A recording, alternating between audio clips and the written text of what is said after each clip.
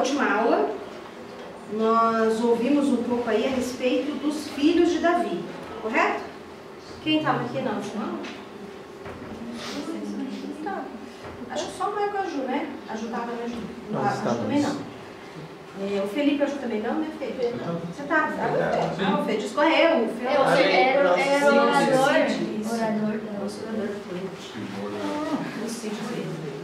Então, nós estávamos ali falando, só que eu vou voltar um pouquinho antes para fazer a propaganda, até porque a gente vai usar isso daqui, né, hoje. Então, né, as nossas páginas, vocês podem, todo mundo aqui que está na sala já segue, já conhece. A gente tem os vídeos, né, do Regenerados, não só das aulas, mas a gente tem os vídeos, né, da juventude também no nosso canal. E a gente pode acompanhar as aulas então pelo link ali, né? Eu vou pedir para que vocês entrem agora e acessem esse link, nós vamos fazer uso dele já já. Lá você vai encontrar então o material, né? A gente vai ter um mapa ali que em breve eu vou pedir para que vocês acessem, além dos slides das aulas, ok? Disponíveis lá em PDF. Amém. Todos conseguiram? Espera aí, espera um pouco. Aguardando. Deixa eu sair da frente, que eu acho que facilita, né? http://bit.do/EYB-RR. Ok? Aê, conseguiram acessar? Aê? Aí. Ela... Qual que é essa aula? Essa é a aula 22. Salomão. Ok? Posso tirar? Sim. Pode, pessoal. Ok. Estou ajudando. Então, Salomão, o rei sábio, né? Estamos aqui falando sobre Israel, né? Já há um semestre sobre a origem, a trajetória e o legado, né, para nós. Estamos no módulo 2, falando da monarquia até o reino dividido, né, em que nós finalizamos essas aulas. Depois nós vamos entrar, né, no próximo módulo, que daí seria o último, que seria do reino dividido ao exílio. Ok? Então, só para a gente se situar aqui. Todo mundo sabe da fama, né, do Salomão, né, sobre ele ser esse rei sábio. Só para a gente retomar um pouquinho, né, da aula da semana passada, do Mateus e Betânia, falando sobre os filhos de Davi, eles citaram 4, né, foram mais do que 4 filhos, né, mas eles falaram sobre 4 especificamente. Vocês lembram quais eram? Além de Salomão, né? Absalão, Aminon, o outro não é tão conhecido, né? O Adonias, exato. Isso aí. Internet? Volta? A gente está na luta que não quer abrir. Abriu. B maiúsculo? É B maiúsculo. Obrigada. É que a rede que é ruim. A rede, né? Também, tem essa parte, né? Ok, então nós estamos falando aqui dos filhos, né? Nós vimos ali, não vimos isso, né? Mas agora estamos vendo. O 10º filho ali de Davi seria Salomão, o caçula. Salomão, ele foi o 2º filho de Davi com Batseba. Vocês lembram o que aconteceu com o primeiro? Morreu, né? O primeiro morreu. Davi chorou, insistiu, né, com Deus, mas não rolou, ele morreu. E agora tem Salomão, né, como um consolo até da morte desse primeiro filho. E sobre Salomão veio uma palavra, né, de Deus específica a respeito de quem ele seria, né? Uma palavra de Deus a respeito da vida dele. Ele seria esse rei, apesar de ser o primogênito. Só que ele tinha 2 irmãos mais velhos, né, que morreram. Quais eles? Quais foram eles? Aminon? E Absalão, como que morreu Aminon? Morto por Absalão, por outro irmão. Que ótimo, né? E Absalão morreu como? O general Joabe, né? Matou ele porque ele ficou lá enroscado com os cabelos, né? Que pesava não sei quantos quilos, né? Os cabelos. Que ele era muito lindo, né? Esse Absalão. E aí, então, ele ficou preso pelos galhos da árvore e, enfim, Joabe foi lá e matou.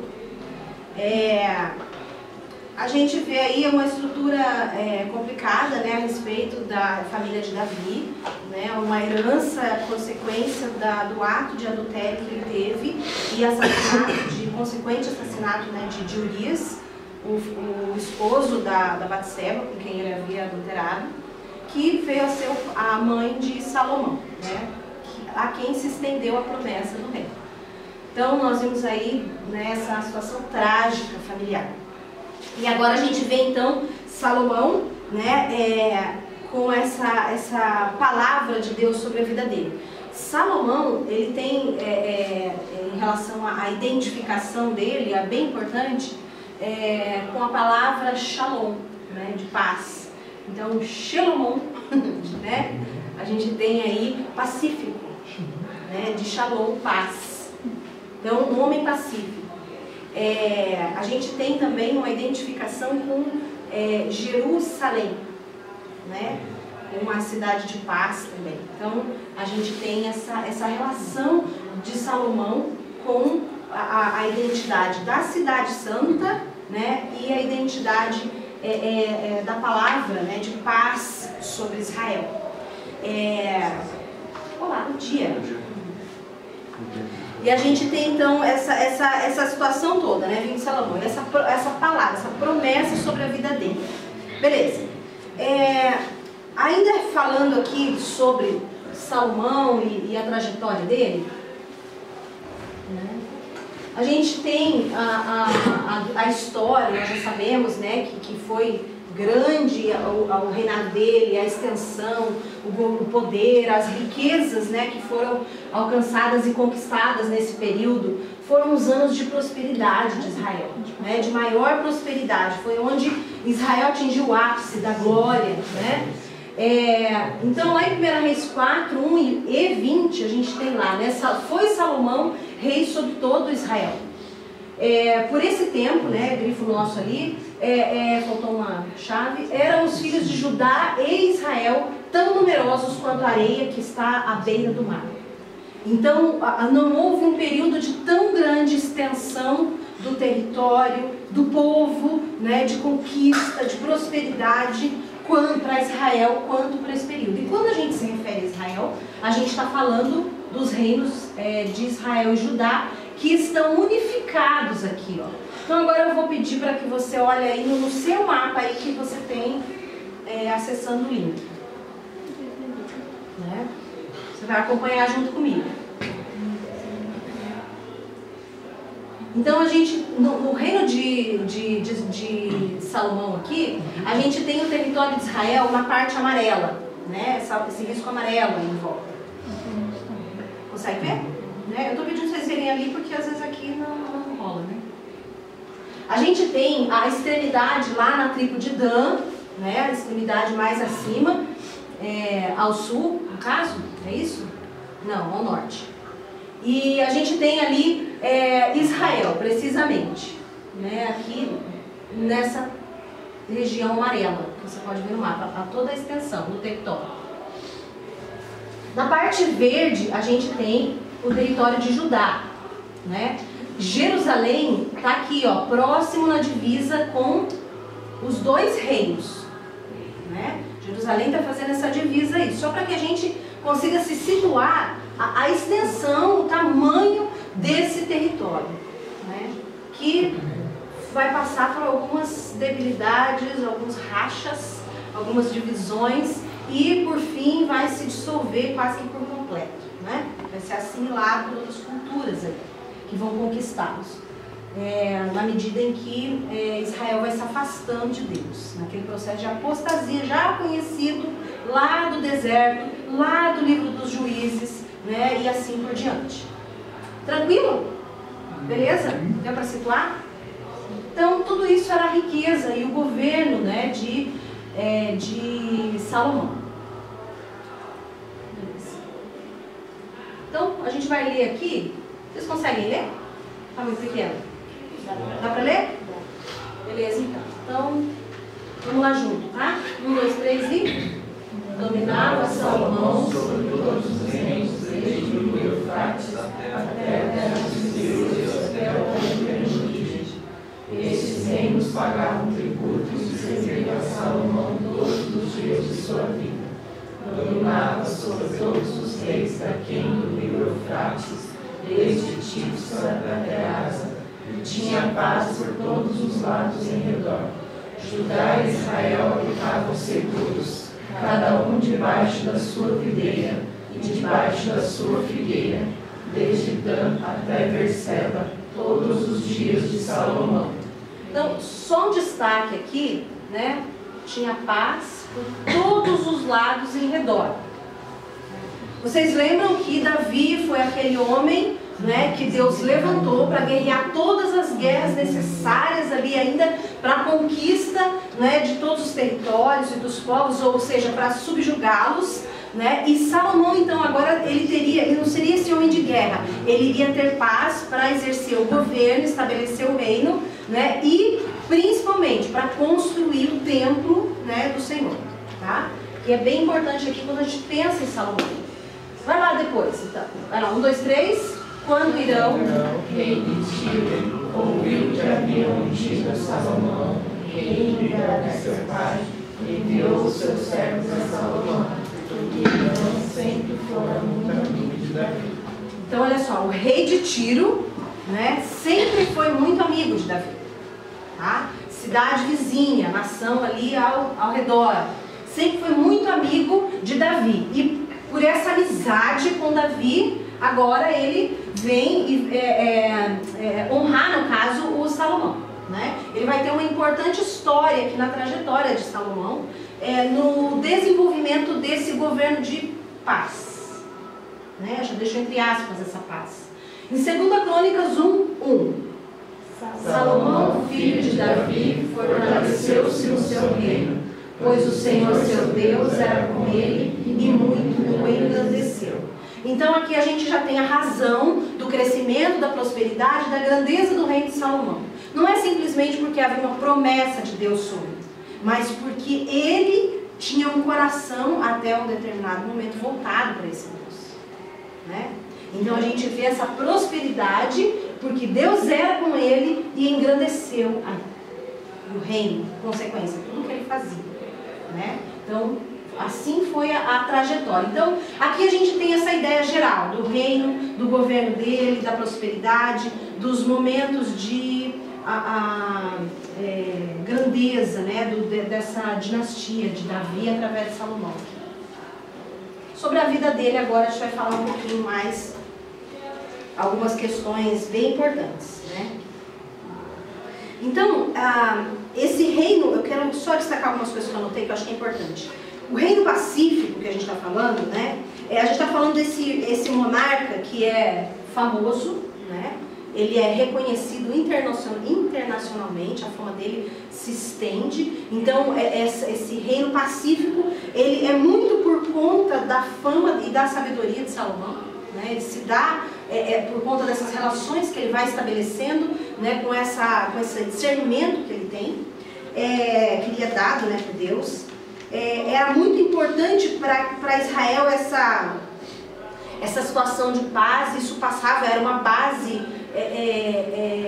prometida para Israel, né? Esse tempo de descanso, um tempo de paz em que ele habitaria em segurança na terra que o Senhor daria.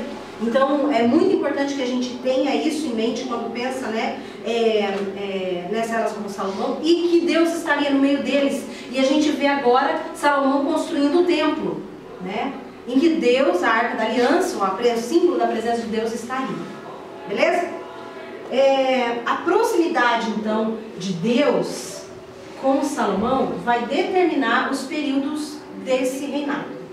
A gente tem 3 momentos em que Deus ele aparece, ele se revela a Salomão. As 2 primeiras vezes Deus dá orientações e faz promessas. A segunda vez ele faz uma advertência, junto com a promessa. Na terceira vez em que Deus aparece para Salomão, ele aparece para julgar, uma palavra de juízo. Então a vida de Salomão a gente pode dividir nesses 3 momentos. Então o primeiro momento, o trono, a ascensão ao trono, a garantia desse trono, e a gente tem 2 perspectivas diferentes a respeito dessa coroação de Salomão como rei. A Bíblia nos mostra em Crônicas essa solenidade pública. Então eu queria que a gente abrisse junto lá. Não abram vocês lá, 1 Crônicas 28. Abre aqui, Tami e Mateus 28, 1 ao 14. Joy, abre por gentileza 1 Crônicas 28, 19 a 21. Isso. Douglas, você pode abrir 1 Crônicas 29. Aí a gente vai ler alguns versículos, tá? Depois eu te falo.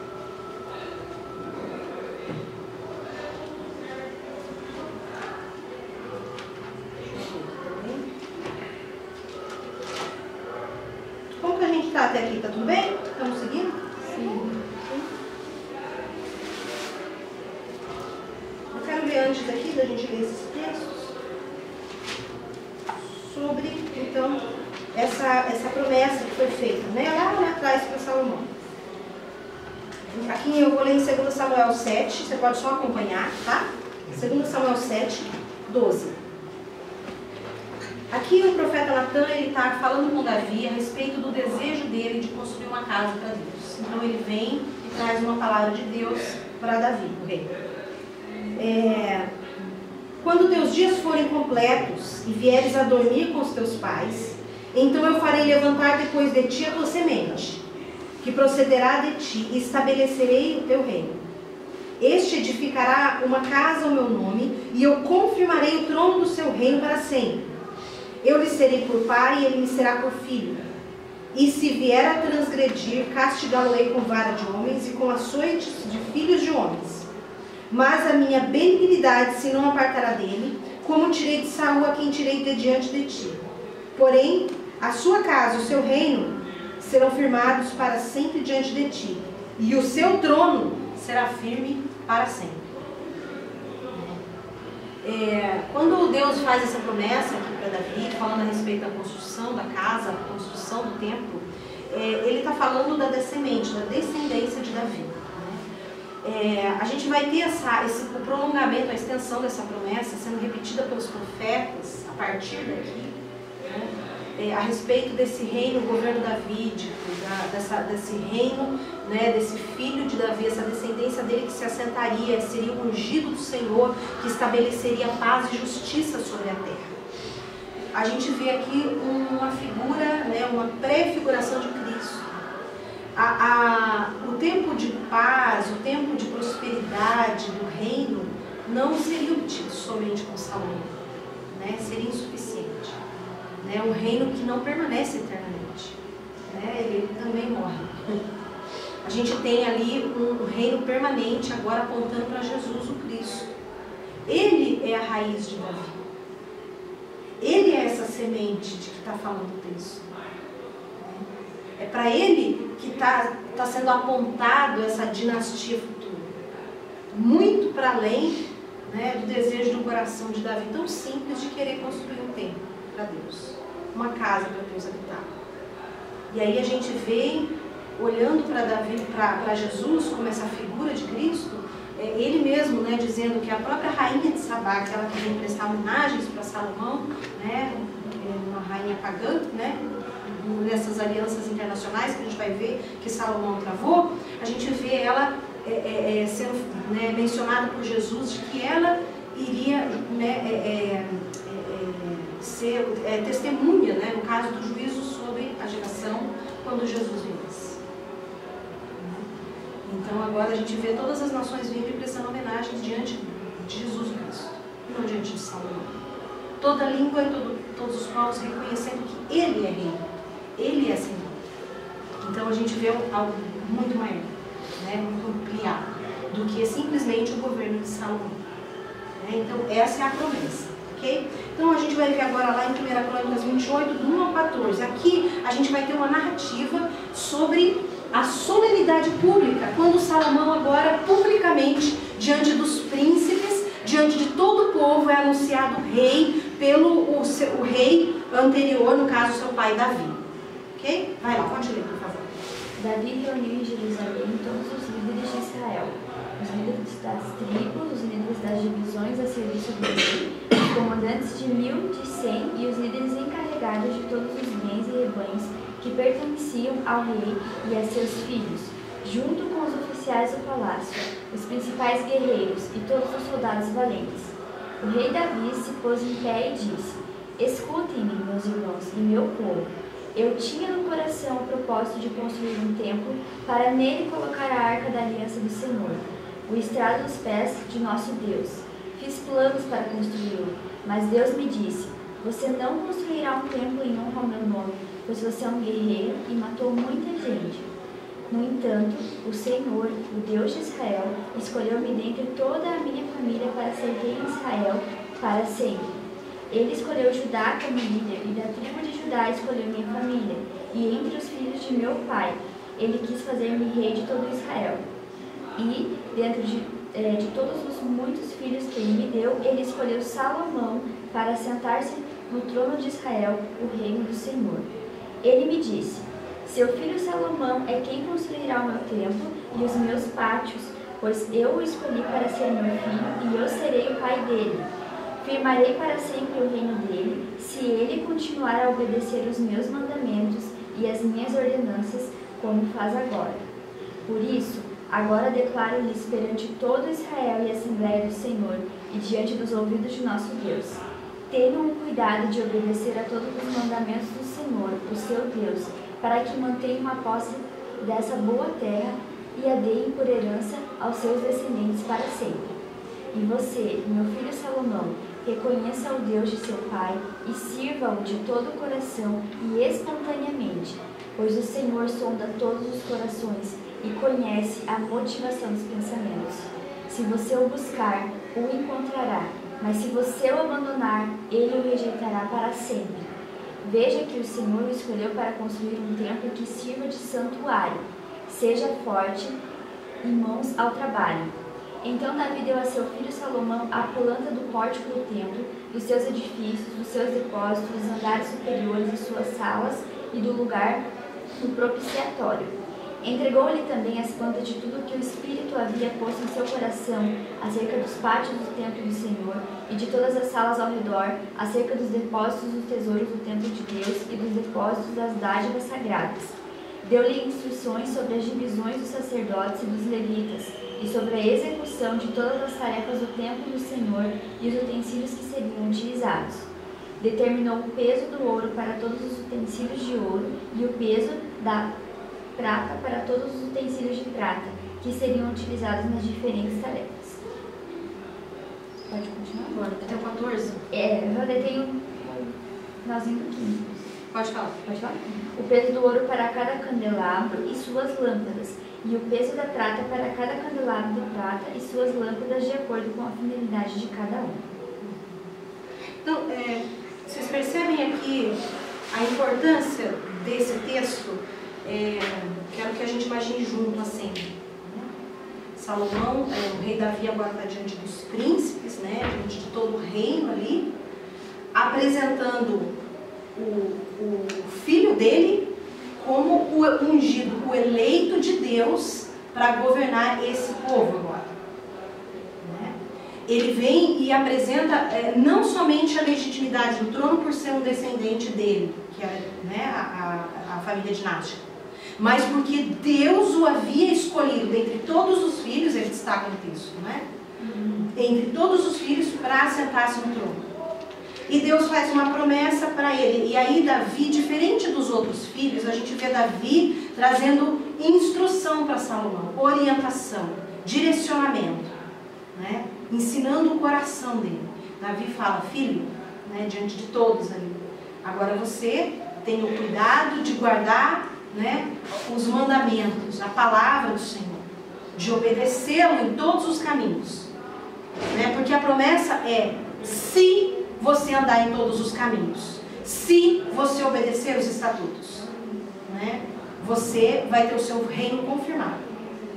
O se é uma condição. Se não acontecer, né, o oposto é verdadeiro. Okay? Então a gente tem, aí a gente tem Davi destacando tudo que ele preparou para que Salomão tivesse um reino tranquilo, em paz, que ele tivesse não muitas coisas que se envolver, que tudo tivesse já ajeitado na mão dele. Então eu queria que vocês destacassem aí para mim o que foi que Davi deixou pronto. As plantas, né? As plantas da... Eu acho que esse texto fica muito claro como era desejo mesmo de Davi construir isso, né? E como ele volta essa história de novo, né? Ele desejou, ele quis mais, Deus mesmo não dando essa oportunidade para ele, fez ele vislumbrar de como seria, né? Sim. Então, assim, ele pôde morrer, mas sabendo como ficaria, porque ele também sabia que o filho dele iria executar, né? Então, a planta, acho que veja a parte física, né, medidas, né, porque a Bíblia sempre mostra, assim, essa questão, como com a arca, né? Quanto que foi medida, qual material que vai construir, qual tecido que vai usar, qual... O tabernáculo. Então eu vejo essa parte física, né, e os tesouros, da questão da arca, tudo ele deixa, né, separado. Para ele era só ele executar, na verdade, né, Salomão. Olha que interessante, você viu? Todo o ouro que ele deixou, as riquezas, somente para a construção do templo, né? Para que fosse feito exatamente como o Senhor havia dito para ele. Ele vislumbrou, ele viu as medidas, ele não viu a construção pronta, mas ele vislumbrou a grandeza. O que mais que Davi deixou para ele? Aí, né? O sacerdócio, a ordem dele. A ordem. Como deveria acontecer dentro desse templo o processo do culto, né? Como deveria ser o culto. Lembra na aula que a Bianca e o Gustavo deram pra gente?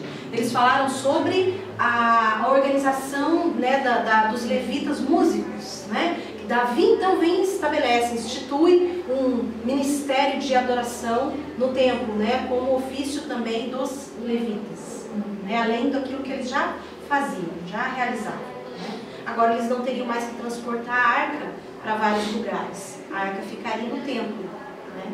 Então agora a gente tem levitas aí sendo selecionados e capazes, né, músicos com habilidade para exercer o ministério de adoração na casa de Deus, né? Com os instrumentos, muitos deles, né, ali confeccionados, né, assim, idealizados talvez por Davi. Agora no 19 ao 21 a gente vai ver algumas coisas além da planta, do sacerdócio e das riquezas que Davi teve, né, dos despojos das guerras. Pode ler, 19 ao 21. Quem que vai ler? Pode ler.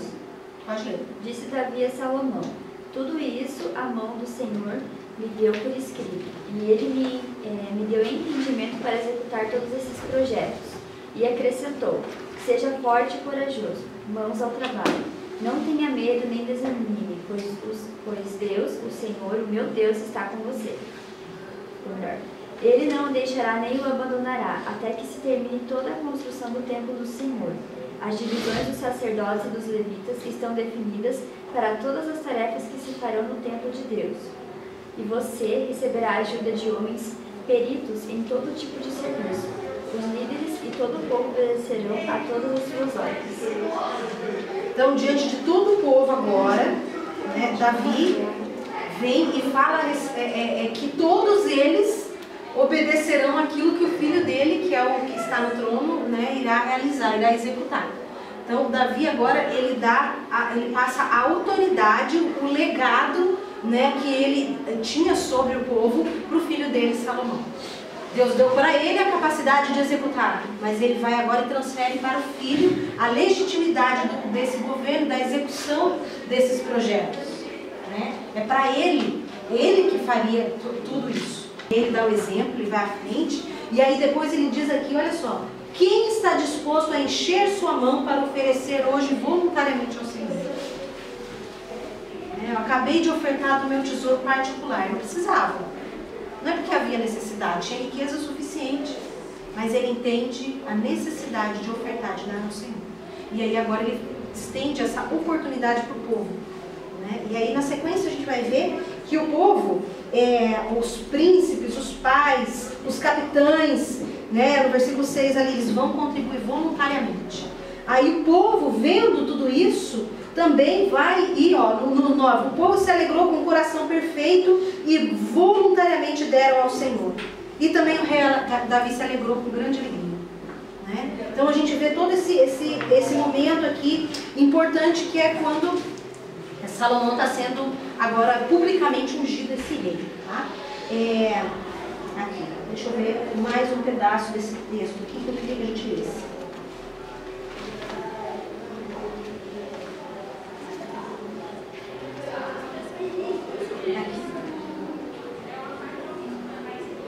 Do 22 ao 25.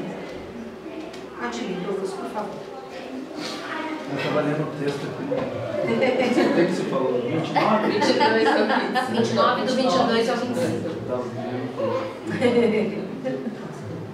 Naquele dia comeram e beberam com grande alegria na presença do Senhor. Assim, pela segunda vez, proclamaram Salomão, filho de Davi, rei, ungindo-o diante do Senhor como soberano, e Zadok como sacerdote, de maneira que Salomão assentou-se como rei no trono do Senhor, em lugar de Davi, seu pai. Ele prosperou e todo Israel lhe obedecia. Todos os líderes e principais guerreiros, bem como todos os filhos do rei Davi, prometeram submissão ao rei Salomão. O Senhor exaltou muitíssimo Salomão em todo Israel e concedeu-lhe tal esplendor em seu reinado como nenhum rei de Israel jamais tivera. Então a gente vê agora esse... Oi? Importante. Sim, né? E a gente vê aqui então Davi, ele oferece tudo isso, ele ora por Salomão, né? Ele faz essa oração abençoando a vida dele. Então, né, tudo perfeito, tudo bonito nesse processo de transição do trono aqui, né? Mais ou menos bonito, a gente viu os bastidores como é que era, né? Não foi tão bonito os bastidores. E aí a gente vai falar um pouquinho aqui sobre a sabedoria. Então, a respeito, agora a gente vai passar mais, né? Sabedoria. As alianças poderosas, né, que Salomão fez diz respeito a esse governo, esse período da sabedoria. Esse é o segundo momento aqui que a gente vai ver, aliás, o primeiro momento em que Deus se revela, Deus fala com ele. Ele se dedica à construção, a essa construção do templo, essa grande construção. Se a gente pudesse destacar qual foi o evento onde a gente vê com maior clareza a sabedoria de Salomão, eu acredito que seja nesse processo de construção do templo, né? E toda essa dedicação, o templo foi construído ali em 7 anos e meio, né? E a gente vê a riqueza se tornou uma das maravilhas, né, do mundo antigo. A gente vê, né, na sabedoria, num primeiro momento, uma dedicação de Salomão no serviço a Deus. A gente vê Deus falando com ele, né? Ele aparece em sonho para Salomão e Salomão faz um pedido. E o pedido de Salomão é: eu quero um coração entendido. O que seria isso? Um coração sábio, né? Eu quero discernir o bem e o mal. É mais do que saber o que é certo e o que é errado. Ele queria discernir o bem e o mal, saber o que está no interior, né? O que está por trás, o que não é visto a olhos humanos. E foi isso que Deus deu para ele. A gente vê no terceiro, último momento, né, da vida dele, né? Aqui a gente vê uma promessa. A gente vê aqui quando é estabelecido o reino, ele começa a fazer alianças internacionais. No primeiro momento, enquanto ele ainda serve a Deus, a gente vê que Salomão ele ainda tem essa dedicação a Deus, né?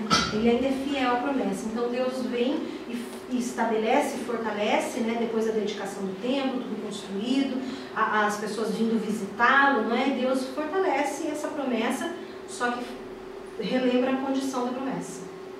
né, a respeito do coração inservido deles, né, o cuidado de guardar os mandamentos. Aí a gente vê que aos poucos, né, com as riquezas, a fama, o crescimento, uma ênfase no império cada vez maior. Quando eu falo império, é todo esse poderio, esse poder, né? Uma ênfase nas defesas, né? Nos cavalos, né? Na guerra, no que poderia se ter de poderio militar. Uma situação aqui relacionada ao trabalho escravo, as esposas estrangeiras, né? E aí, por fim, uma palavra de Deus de juízo, porque o coração dele já havia se perdido. Então, sobre o trono, né? Davi, lá em 2 Samuel, naquelas experiências dele, ele já havia refletido sobre a importância de um rei assentado em um trono. Então ele diz lá, quando um justo governa sobre os homens, quando governa no temor de Deus, é como a luz da manhã ao sair do sol de uma manhã sem nuvens, como o esplendor depois da chuva que faz brotar da terra a erva, né? É um bálsamo para o povo, é um governo pacífico, né? Estabelece justiça, quando governa no temor do Senhor, quando um justo governa sobre os homens. Então, Davi já sabia disso, né? E ele ensina Salomão, né, a respeito dessa questão. 2 Samuel 23, 2 e 3. Está parafraseado aqui, né? 2 Samuel 23, 2 e 3.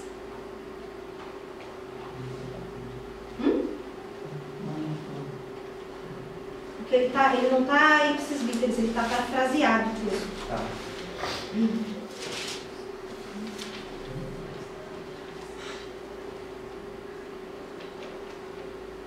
Haverá um justo que domine sobre os homens e que domine no temor do Senhor, né? Será como a luz, na verdade tem um 4 aqui, né? Será como a luz da manhã, como o sol da manhã sem nuvens. Então, a gente vê que Salomão teve uma grande oportunidade que Deus deu para ele, que o pai dele, Davi, o rei, estendeu para ele, né? Todo um legado que foi deixado para ele, mas Salomão não necessariamente se aproveitou, né? A sabedoria dele. Então falamos da aliança, do tempo, da dedicação a Deus. Em 1 Reis 3:28 a gente lê lá: quando todo Israel ouviu o veredito do rei, passou a respeitá-lo profundamente, pois viu que a sabedoria de Deus estava nele para fazer justiça. Vocês sabem sobre o que fala esse texto aqui? Das mulheres e uma criança. 2 mulheres e uma criança, E né? daí ele oferece, então, de corta no meio de divide. Isso. E aquela que aceita é a mãe. E aquela que fala. Que não Que não aceita. É, que não aceita é a mãe. E a que aceita. Isso aí, né? Essa foi a primeira causa que a palavra, a Bíblia nos aponta, né, do julgamento que Salomão vai fazer. Primeiro a gente vai ler lá então 1 Reis 3, abram lá, 1 Reis 3.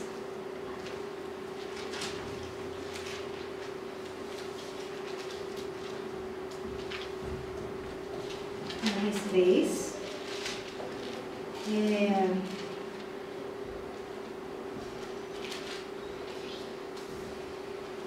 Do 3 até... Cadê? Até o 15. Vamos ler assim. Mica, lê 2, Douglas 2, Ju 2, até, de 2 em 2 até chegar no 15, tá? Do 3 ao 15. Pode começar, Mica.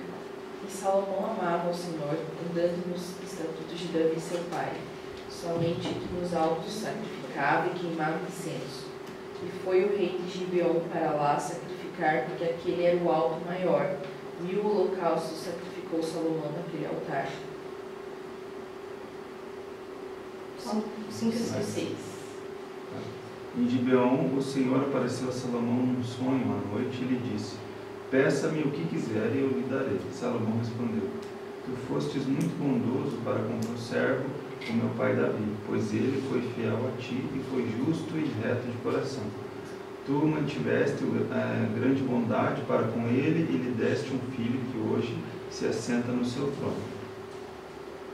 O Senhor Deus tu deixasse que eu ficasse como rei no lugar do meu pai. Embora eu seja muito jovem e não saiba governar, aqui estou eu no meio do povo que escolheste para ser teu, um povo que é tão numeroso, que nem pode me ser contado.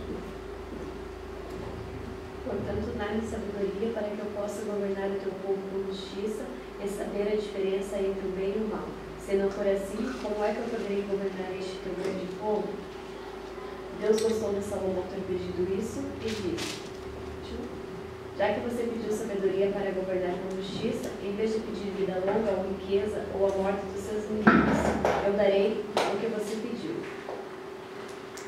Darei a você sabedoria e inteligência, como ninguém teve antes de você, nem terá depois. Acabou? Não, Tá onde? Não vai passar. Tá no 13. 14 e o 15. Vai lá, Liber. Não, eu parei no 13. Falou no 13? E também até o que não pediste, te dei, assim riquezas como glória, de modo que não haverá igual a ti entre os reis por todos os teus dias. 14. E se andares nos meus caminhos, guardando os meus estatutos e os meus mandamentos, como mandou Davi teu pai, também prolongarei os teus dias.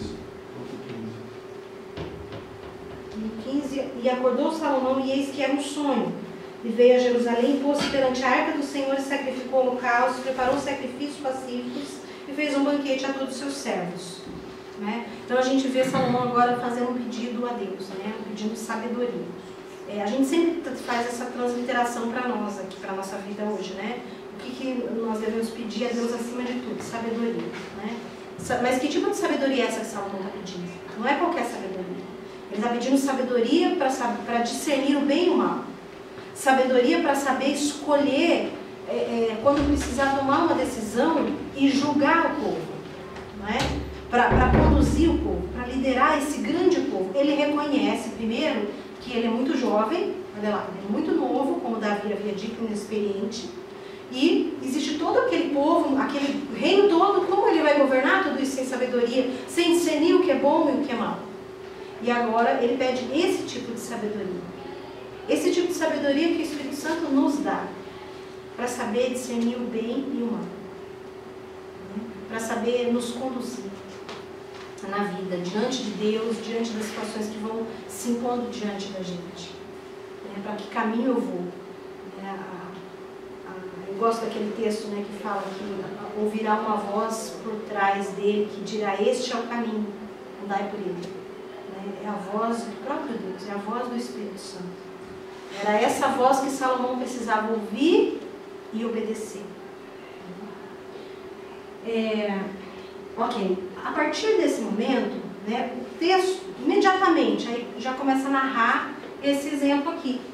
Então chegam duas mulheres diante do rei, uma criança, as duas dormiram, uma delas virou, eram duas crianças, né? Uma delas virou sobre o filho e o filho morreu. Que e durante pesado, né? Hã? Que sono pesado, né? Pois é, sufocou a criança, né? E aí, imagine, a criança morreu, aí ela pegou o filho da outra, a outra estava dormindo ainda, e abraçou e colocou morto, inverteu os filhos. Né? Sono pesado das duas. Né? Pois é, a outra nem percebeu que trocou o filho. Alguém não percebe. E aí, olha só, e agora elas vêm, né, e vêm brigando, porque aí essa que está com o filho vivo fala: é meu, e a outra fala: não, é meu. Né? Ela pegou meu filho. E aí, como é que ele vai saber? Né? E aí mostra esse discernimento. Né? E Salomão fala: é fácil. Pega uma espada, né, parte a criança no meio, dá metade para uma e metade para outra. E a mãe, nessa hora, a mãe verdadeira, gritou: não, deixa para ela. Né? E aí essa é a mãe. Aí Salomão diz, né, entrega o filho para a mãe. E aí o povo, né, Israel ouviu o veredito e passou a respeitá-lo profundamente. Foi o primeiro momento de ação, né, dali do governo de Salomão, dessa justiça no julgamento do povo. Ele viu a sabedoria que de Deus estava com ele para exercer justiça. Né? Então agora a gente vê essa grandeza, essa riqueza de Salomão. Salomão, ele escreveu Provérbios, escreveu Eclesiastes, possivelmente, né, tenha sido o escritor de Cantares também. Então a gente tem diversos cânticos, mas o cântico dos cânticos de Salomão, né?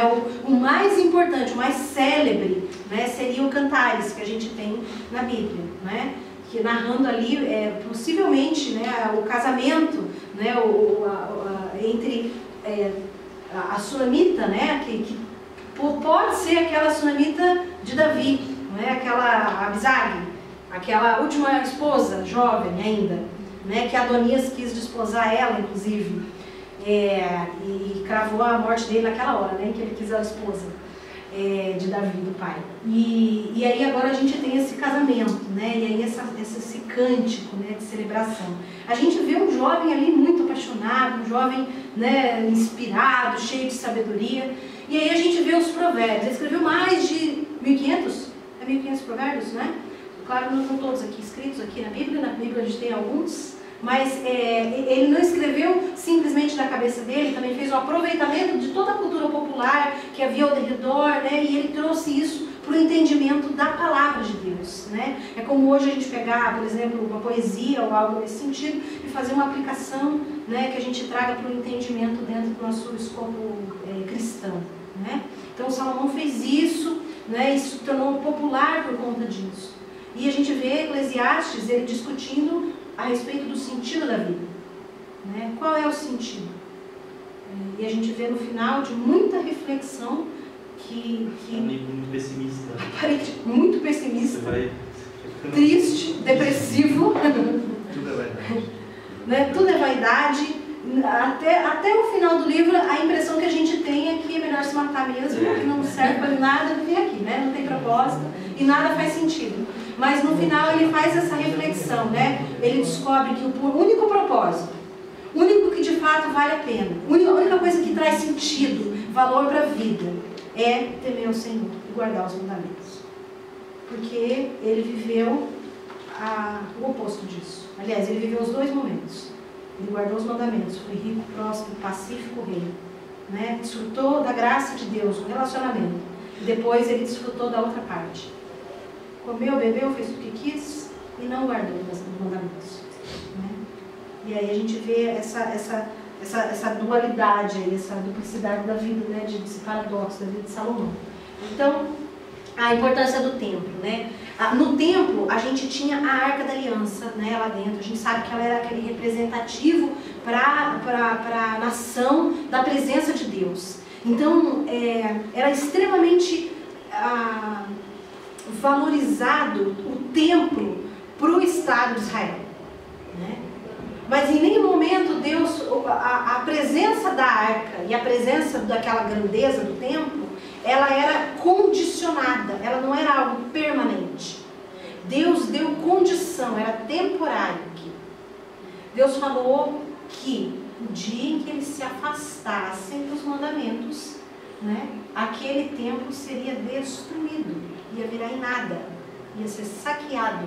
Ele iria entregar na mão dos inimigos de Israel, né? Essa foi uma palavra que Deus vem e traz a respeito do templo. Lá em 2 Crônicas 7, 19 ao 20. Tá? Vamos ver lá, né, gente? Eu estou só falando aqui, eu estou querendo evitar de ler, mas melhor a gente ler na Bíblia.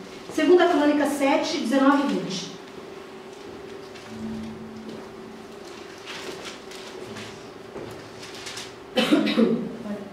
Pode ler. Mas se vocês se afastarem de mim e abandonarem os decretos e os mandamentos que lhes dei, e prestarem culto a outros deuses e adorá-los, desarraigarei Israel da minha terra, que lhes dei, e lançarei para longe da minha presença esse templo que consagrei ao meu nome. Farei que ele se torne objeto de zombaria entre todos os povos. Né? Tá vendo? Então era condicional isso. Não era assim permanente, mas era um elemento fundamental da vida do povo ali, do Estado de Israel. Era o que alimentava e o que fazia com que eles continuassem juntos, né? Era o que os unia, era o termômetro da vida espiritual do povo, era o templo, né? Então, a gente vê essa relação. Em João 4, do 21 ao 24, a gente tem uma descrição bastante interessante. Vocês lembram de quem está falando esse texto? João 4, de cabeça assim. Oi? a mulher samaritana, né? Ela faz uma pergunta para Jesus.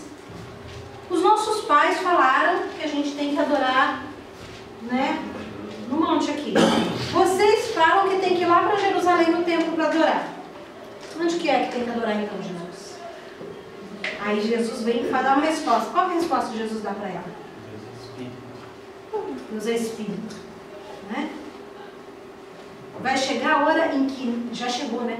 Nem nesse templo e nem aqui nesse monte, né? Onde, né, do seu pai, que ela estava dizendo como Jacó, né? Nem dos pais de vocês, nem aqui e nem lá, o Senhor vai ser adorado, né? Porque Ele é Espírito, né? Ele procura adoradores que o adorem em espírito e em verdade, né?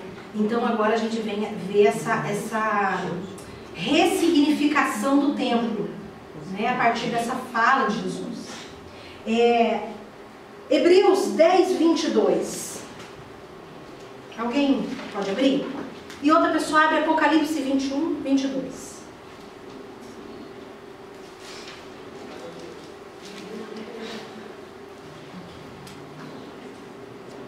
Hebreus 10, 22. Quem abriu?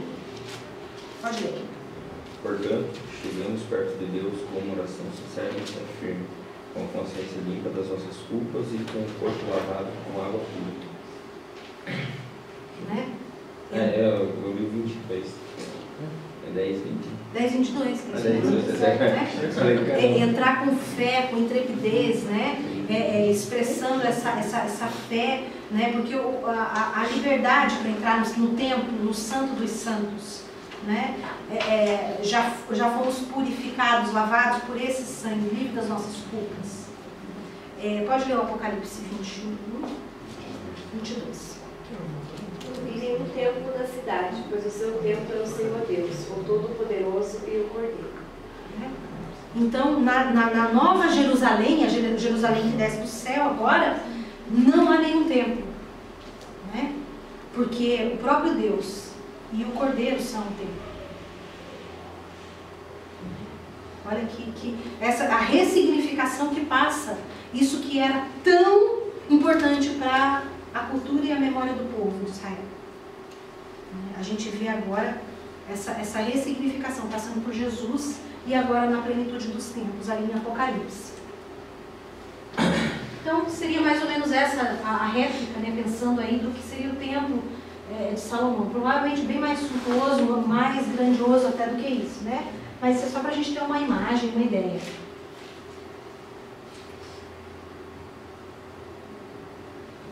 Ok. Apostasia. A parte triste da história agora. Né? Então a gente viu todo esse processo de crescimento, de grandeza. A gente viu Deus aparecendo, falando com Salomão em sonho, né? Salomão fazendo um pedido, Deus se agrada do pedido dele, não só dá o pedido, mas mais coisa ainda. Aí a gente vê Jesus falando, né, no Novo Testamento, buscar em primeiro lugar e as outras coisas serão acrescentadas. É isso que aconteceu com Salomão. Ele buscou o reino, ele buscou aquilo de Deus para julgar o povo de Deus, fazer a vontade de Deus. Então Deus se agradou e deu todo o restante. Agora a gente vê Jesus também ressignificando isso, né? No Novo Testamento. Em 1 Reis 9, do 1 ao 9, a gente vê uma segunda aparição agora de Deus para Salomão. Isso acontece depois, né, da inauguração do templo. 1 Reis 9, do 1 ao 9.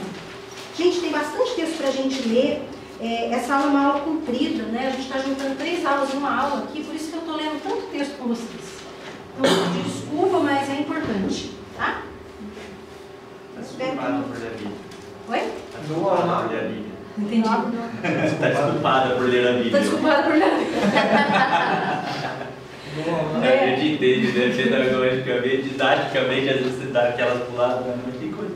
Não é verdade? Às vezes você quer perguntar, você quer falar, mas é muito conteúdo concentrado, né?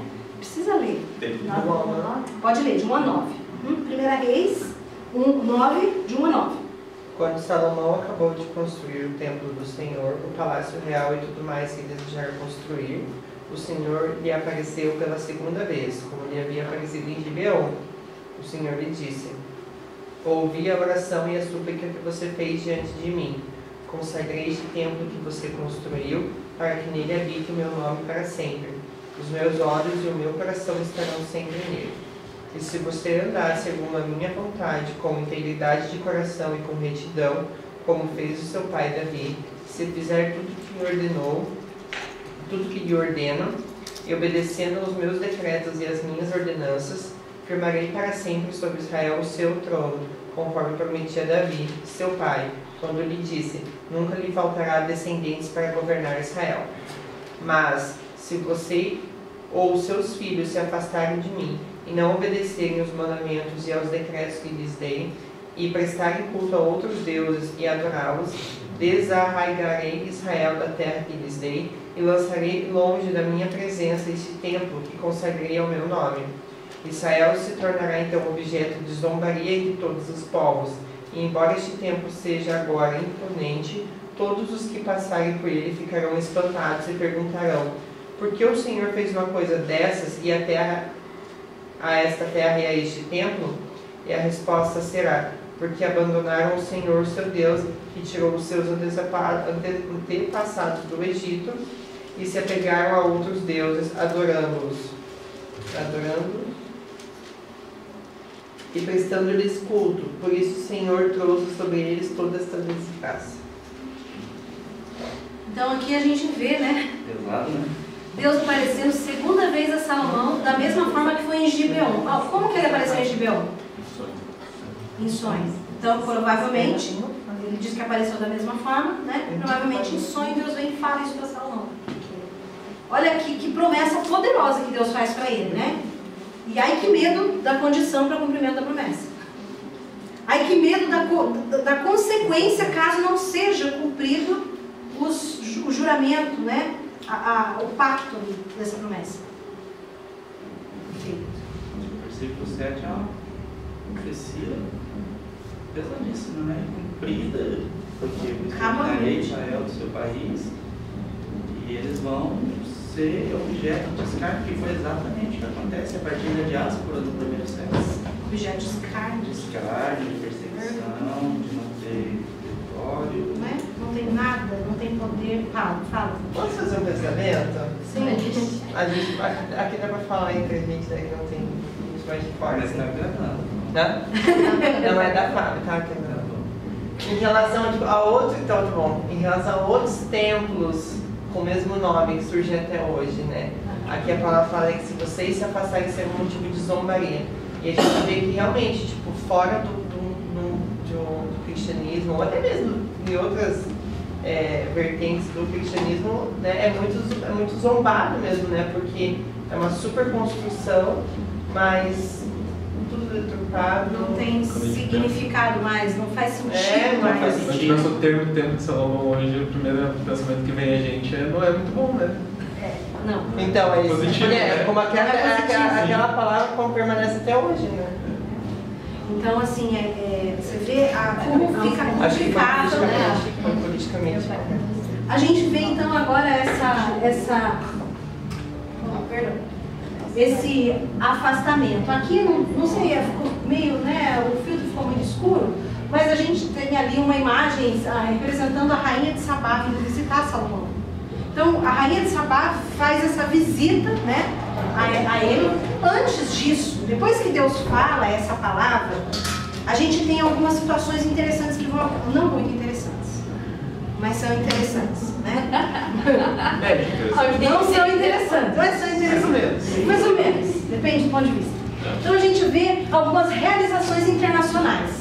Né? Salomão ele vai estabelecendo pactos, alianças. O primeiro pacto a gente não leu ainda, mas ele fez lá atrás, antes do primeiro sonho que ele teve com Deus. Né? Ele se casou com a filha de Faraó. E esse casamento é um casamento por aliança. Então ele está fazendo aliança com o Egito. Né? A gente tem Salomão agora, a partir desse texto, Irão, o rei de Tiro, visitando Salomão e falando para ele, né, para dar agora o pagamento. Porque Salomão pediu, né, para ele, usou todo o carvalho, foram os cananeus, no caso, que fizeram todo o trabalho escravo de trazer, né, as madeiras. No caso, o Irã deu muito ouro, mais do que já tinha suficiente. né, gente? Não precisava tanto ouro.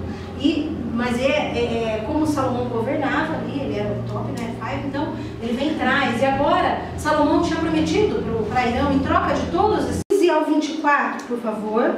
Fê, abre Juízes 3, do 1 ao 4. Então, 1 Reis 9, do 10 ao 14, a Tani. Mica, do 15 ao 24. 9 do 15 ao 24. E Juízes 3, do 1 ao 4. Já abre para mim, por favor, Libani, 1 Reis 10, do 14 ao 29. E 1 Reis 12, 4, o Maico. Isso. Até aí. É isso. Depois de 20 anos, durante os quais construiu esses dois edifícios, o Templo do Senhor e o Palácio Real, o rei Salomão deu 20 cidades da Galileia a Irão, e de Tiro, pois Irão lhe havia fornecido toda a madeira de cedro e de pinho e o ouro de que ele precisou. Mas, quando este veio de Tiro para ver as cidades que Salomão lhe dera, não gostou. Que cidades são essas que tu me deste, meu irmão? Ele perguntou. E a chamou terra de Cabu, nome que elas têm até hoje. Irão tinha enviado ao rei 4.200 quilos de ouro. Fala sério, não é? Fala sério. Nossa. Que negociação foi essa? É isso, até 14, né? Isso. O 15 agora, Mica. O rei Salomão impôs trabalhos forçados para que se construísse o templo do Senhor, seu próprio palácio comigo, o muro de Jerusalém, bem como Azor, Megido e Gézer. O faraó, rei do Egito, havia atacado e conquistado Gézer. Incendiou a cidade e matou seus habitantes, que eram cananeus, e a deu como presente de casamento a sua filha, mulher de Salomão. E Salomão... Que bênção, né? Presente de casamento. Salomão reconstruiu Gézer. Ele construiu Bet-Horon Baixa, Baalat e Tadamor, no deserto dessa região, bem como todas as cidades armazéns e as cidades onde ficavam os seus carros de guerra e os seus cavalos. Construiu tudo o que desejou em Jerusalém, no Líbano e em todo o território que governou. Salomão recrutou para o trabalho forçado todos os não-israelitas, descendentes dos amorreus, dos hititas, dos ferezeus, dos heveus e dos jebuseus, que não tinham sido mortos pelos israelitas e nesse trabalho continuam. Mas Salomão não obrigou nenhum israelita a trabalhos forçados. Eles eram seus homens de guerra, seus capitães, os comandantes dos seus carros de guerra e os condutores de carros. Também eram israelitas os principais oficiais encarregados das construções de Salomão, 550 oficiais que supervisionavam os trabalhadores.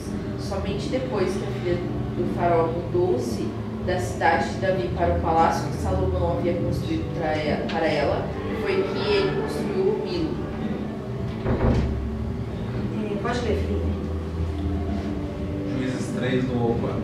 Estas, pois, são as nações que o Senhor deixou ficar, para por elas provar a Israel, a saber, a todos os que não sabiam de todas as guerras de Canaã. Tão somente para que as gerações dos filhos de Israel delas soubessem, pelo menos os que dantes não sabiam delas. 5 príncipes dos filisteus, e todos os cananeus, e sidônios, e heveus, que habitavam nas montanhas do Líbano, desde o monte de Baal-Hermon até a entrada de Amate. Estes, pois, ficaram para por eles provar a Israel, para saber se dariam ouvido aos mandamentos do Senhor, que ele tinha ordenado a seus pais pelo ministério de Moisés. Então, eu queria destacar aqui esses problemas aqui. Já vimos aí o rei de Tiro, ele não ficou feliz com o pagamento que ele recebeu pelo ouro que ele havia entregue, certo? A gente viu aqui uma questão sobre os cananeus, né? A primeira, eles foram mortos ali, né? E os que restaram foram obrigados a trabalhar como escravos. Por quê? Porque o rei do Egito deu a cidade de presente para a filha de casamento, presente para Salomão. E o Salomão vai e reconstrói. E aí ele pega o povo que ficou na terra, os cananeus, e usa como escravos, obrigam a trabalhos forçados. A gente falando de um reino de paz, um reino pacífico. Esse é o início do reino. Vocês acham que combina essa situação, né? Essa guerra, a forma como foi feito tudo isso, essa aliança desse casamento, a forma como foi feito, né, esses trabalhos forçados, isso combina com paz? Onde tem paz? Paz para quem? Paz para quem? Né? Em Juízes a gente viu ali, esse povo cananeu, né? Esse povo dos jebuseus, fariseus, enfim, todos eles, são aqueles que Deus disse que quando eles entrassem na terra, eles deviam expulsar todos. Não é? Eles deveriam exterminar, acabar com todo mundo. O povo continuava ali, permanecendo. E aí, em Juízes, como eles deixaram esse povo ali, Deus fala, esse povo vai ser para prova.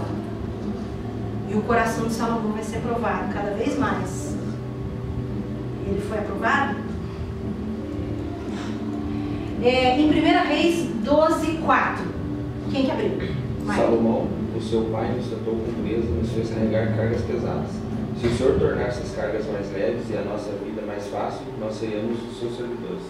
Quem que está falando isso daqui? A gente tem uma figura interessante aqui. Quem está fazendo essa fala? Jeroboão. Quem era Jeroboão? Jeroboão era o supervisor do serviço escravo no Reino do Norte, na região norte. Lembra que a gente viu no mapa, que vocês olharam a parte mais lá em cima? Ele era a pessoa responsável por esses escravos sobre o serviço pesado. E aí ele vem, porque o povo, né, conversou, falou, ó, o negócio tá difícil pra gente, né? Vai lá e representa o povo. Jeroboão vai lá representar o povo diante de quem? Para quem que eles estão falando isso? Roboão. Quem é Roboão? Filho de Salomão, descendente. Próximo de dinastia. Né? Salomão já era, agora é Roboão. E aí ele chega e fala, ó, diminui porque tá pesado, tá difícil pra gente aqui. E aí Roboão vai ter conselho, né? Conselho para os jovens, não, para os mais velhos, que eram os conselheiros de Salomão. E aí ele não gosta, ele fala para atender que de fato foi pesado a carga sobre eles, era para reduzir. E aí ele vai com os jovens falam o que para ele? Aumenta, esse povo está reclamando, né, de boca cheia, manda eles trabalharem ainda mais pesado. E aí ele fala, o meu dedo mindinho é mais largo que as costas do pai. Se vocês acharam que foi difícil com ele, vocês não sabem o que espera por vocês. Né? Nessa hora o que acontece? É rasgado o reino. E se cumpre agora, né, a palavra que o Senhor vai trazer para Salomão. Ok. A gente tem aqui a questão da fama corrompendo o coração de Salomão. 1 Reis 10, 14. Vamos ver mais. Não vamos ler tudo não, que é muito, tá, gente? A gente vai ler mais a parte do final. Quem que lê esse? O Libani, né?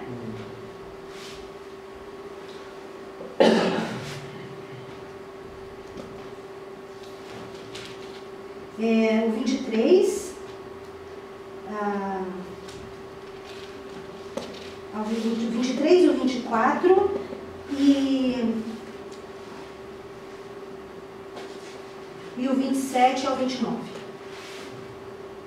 Assim o rei Salomão recebeu a todos os reis da terra, tanto em riqueza como em sabedoria. E toda a terra buscava a face de Salomão para ouvir a sabedoria que Deus tinha posto no seu coração. Qual é o próximo? Do 27 ao 29. Do 23 ao 24 também, né? 23 e 24. É mil, não é? Não falta nada. 27. Foi esse. Tá, parça, achei que era 14. 27 a 29. Isso. E fez o rei que em Jerusalém houvesse prata como pedras, e cedros em abundância, como sicômoros que estão nas planícies. E traziam do Egito para Salomão cavalos, fio de linho, e os mercadores do rei recebiam o fio de linho por um certo preço. E subia e saía um carro do Egito por 600 ciclos de prata, e um cavalo por 150. E assim, por meio deles, eram exportados para todos os reis heteus e para os reis da Síria. Olha só então a grandeza do comércio, né? As transações internacionais. Olha só a riqueza, a glória, a grandeza, né? Através de tudo isso. Olha a fama, né? As pessoas vinham até Salomão para ouvir a sabedoria dele. E aí a gente vê no capítulo 11, a partir do versículo 1. Podem, né, só folha um para frente. 1 Reis 11. A gente vai ler o 1. E o rei Salomão amou muitas mulheres estranhas, e isso além da filha de Faraó, moabitas, amonitas, edomitas, sidônias e etéias. Então aqui, além da filha de Faraó, então no meio das mulheres estranhas, então a filha de Faraó também não era aprovado, né, esse relacionamento. Por que não era aprovado? Por que Deus não aprovava? Qual era o motivo? Deus não curtia a filha de Faraó? Ela vai fazer ela auxiliar entre os dois. No 2 aqui, gente, isso. Fala que vai fazer ela. No 2, pode ler o 2, Micrão. Por que Deus não gostava? Está discorrendo que todas pertencentes às nações sobre as quais o Senhor ordenara expressamente aos filhos de Israel, vós não entrareis em contato com eles e não entrarão em contato convosco, pois certamente no dia em que isso ocorrer, desviarão o vosso coração para seguir os seus deuses e divindades. Contudo, Salomão apaixonou-se por elas e as tomou por esposas. E aí no versículo 4, no tempo da velhice de Salomão, suas mulheres lhe perverteram o coração para seguir outros deuses. O seu coração não era perfeito para com o Senhor seu Deus, como o coração de Davi, o seu pai.